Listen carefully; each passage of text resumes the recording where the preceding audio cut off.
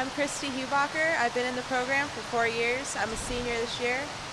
We're at the United English Fish Hatchery. We're the only student-run fish hatchery in the world. We work with endangered species. We started out as a creek restoration project.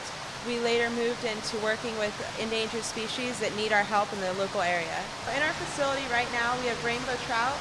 We bring them in at the beginning of every year. We're actually looking at releasing them soon. We do not have rainbow trout and salmon in the building at the same time because rainbow trout are they hold diseases, so they're in here to make sure our system is clean. This is our incubator room.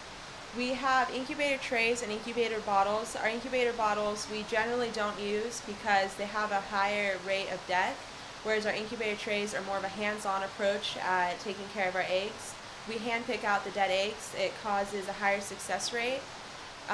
Generally, you'll see more bottle incubators in mass production fish hatcheries, whereas we use incubator trays because we are a conservation fish hatchery.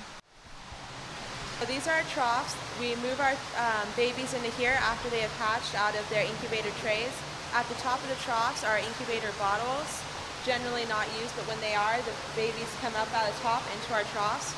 The babies will stay in our troughs until they have what's called buttoning up. Their pouch underneath them closes up and they look more like fish. After then, we will move them into the bigger raceways. This is Raceway 1. We call this our natural setting raceway.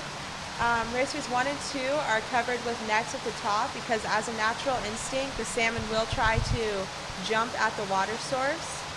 Raceway 1 is more of our observation raceway. We have 2 motors at the front that cause a figure S motion so that people come in for tours can view it as if they were looking at under the water in the creek. Raceway 2 is generally where we keep our adult salmon when we bring them in during the fall. Usually our success rate can be anywhere from 98% to as low as 75%, depending on conditions of the year. One year we had an earthquake and sudden motion does kill off the eggs. So depending on the year, we generally release at least 20,000 eggs.